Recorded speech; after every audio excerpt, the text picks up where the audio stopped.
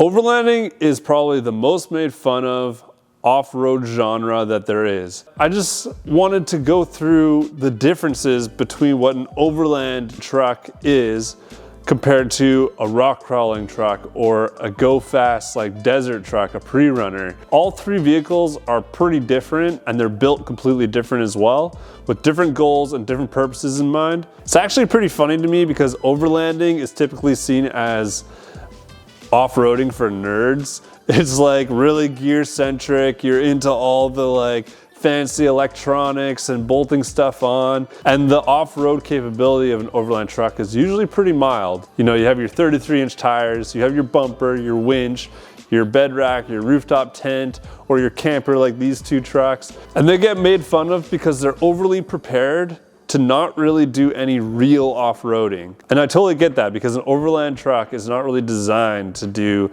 a 4-foot ledge or do 100 kilometers an hour over whoops. They're actually designed for being on a road trip for a few weeks at a time, going spot to spot off-road and driving on dirt roads comfortably. And if you get into a weird situation, you're able to get yourself out. But when it comes to what I consider overlanding, which is those long off-road, away from the grid trips, I definitely wouldn't want to be doing any of those kind of long highway kilometers, long dirt kilometers, all that in a rock crawling truck or a pre-runner. It wouldn't make any sense. So there's definitely a spot for that middle ground. So Overland builds will often have a larger tire than stock, but nothing too crazy, a 33, maybe a 35, and that keeps fuel economy relatively in check, while also letting you get to a lot of really cool places off-road and be comfortable, be able to air down, all that stuff. And if you come across a bit of a bigger obstacle, you're still able to get up it. But the build ranges so much. People overland in everything from Porsches to Unimogs and everything in between. Of course, we focus on Toyotas, and I think that that's kind of the most common type of build, is like a Jeep or a Toyota, something like that, where you know, it's pretty comfortable, but also can get a lot of cool places. But the type of vehicle you build is completely up to you and your style, as well as the places you want to go and the kind of trails that you're hitting. I hear all the time, isn't overlanding just car camping? And it kind of is, but it just doesn't sound as good. Honestly, overlanding just is a better word. Car camping just doesn't really have the same ring to it. Overlanding is just, we're out there, you know? I don't know, maybe it's just me. So pre-runner guys will typically trailer their truck to the desert, and that's because they run super high RPMs on the road. They're super uncomfortable to sit in for long periods of time, and they have just terrible fuel economy. And it makes sense because they're built for one thing and one thing only, and that's going really fast over really big bumps. Not to mention the odds of breaking something that can't be fixed in the desert is pretty high. Pre-runners are built with big power and big suspension. They're usually two-wheel drive, but four-wheel drive is becoming a lot more common. Usually they'll have an internal cage in the cab with race seats and harnesses, so you're just totally locked into the seat. And that's because when you start going faster and faster over these big bumps, it gets really easy to flip your truck on its lid. And the cages are quite noisy. You have bypass shocks that are clicking away. You know, they're rattling, they're squeaking, and that's fine. That's just part of the desert life. Pre-runners usually run independent front suspension, and that's gonna be usually either beams or double A-arms. And they're running usually 16 plus inches of travel. I'd say a lot of guys are aiming for 18 to 20, while rear travel would be controlled by either a spring under lease setup or trailing arms and a 4-link.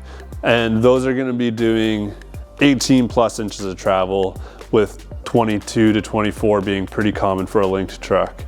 We got to go down to Ocotillo and blast around the desert with the JD Fab guys recently, and it was so much fun. We loved it. I'm like completely changing how I'm building my truck because of that.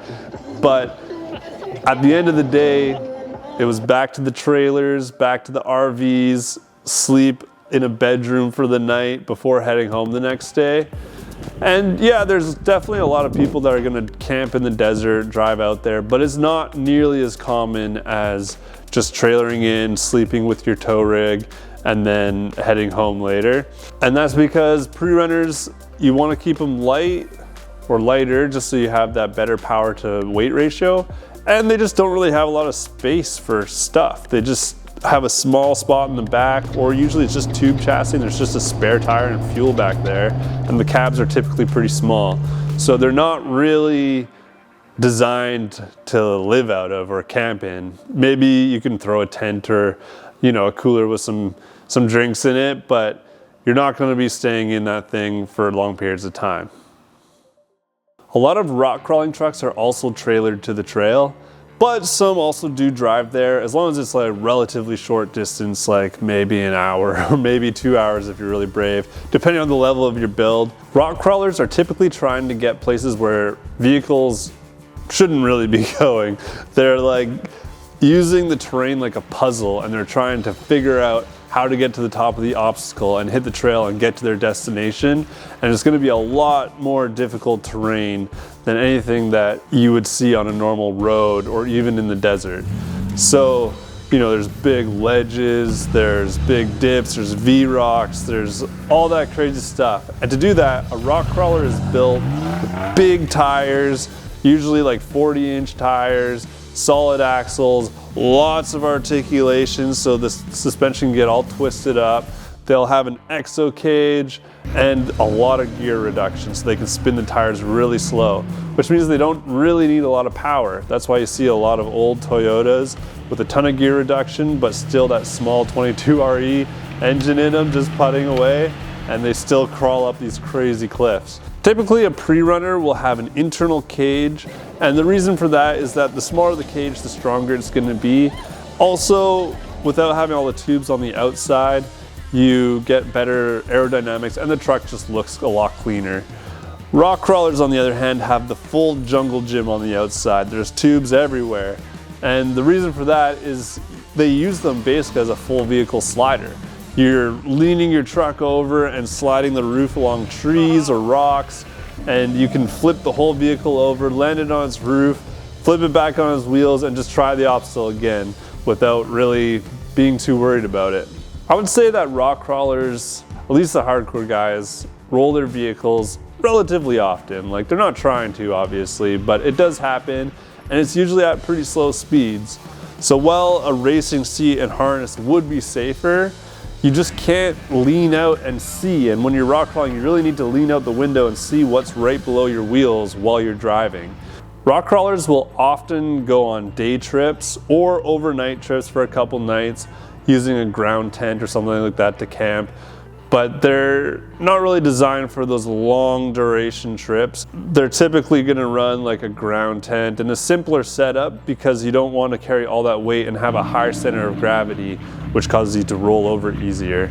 So that's kind of the difference in camping setup there, because a lot of rock crawling guys definitely camp, and that's a big part of it, but it's just a different kind of camping.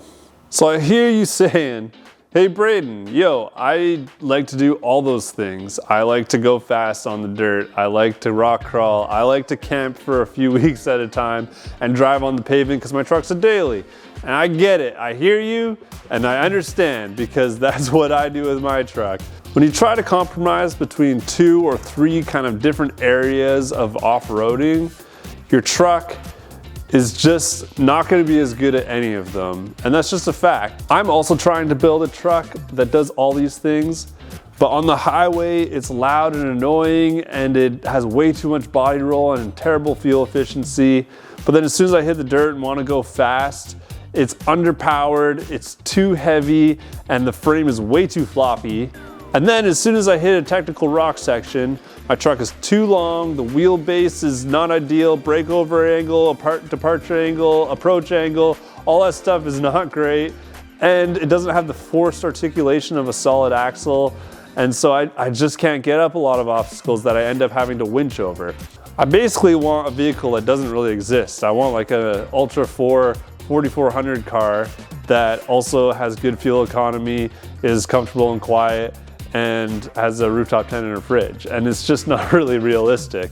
Everything is a compromise when you're building your truck, depending on what you want to do. So maybe your truck won't fit into any of these molds. It's kind of a combination of a few of them, you know? Maybe you don't care about highway driving and you'll just suffer, and then when you get off road you're able to go a bit quicker and go fast. Or maybe you'd rather be really comfortable when you're camping, so you sacrifice all-out truck capability off-road. Or maybe you want to be able to rock crawl. You know, there's so many different things that you can do, and you can do them to varying levels and build a truck that is ideal for your terrain and the kind of camping that you want to do. There's an infinite amount of ways that you can build your truck, and that's kind of the beauty of it, because you can do whatever you want and you can make it perfect for you, and that's really cool, I think.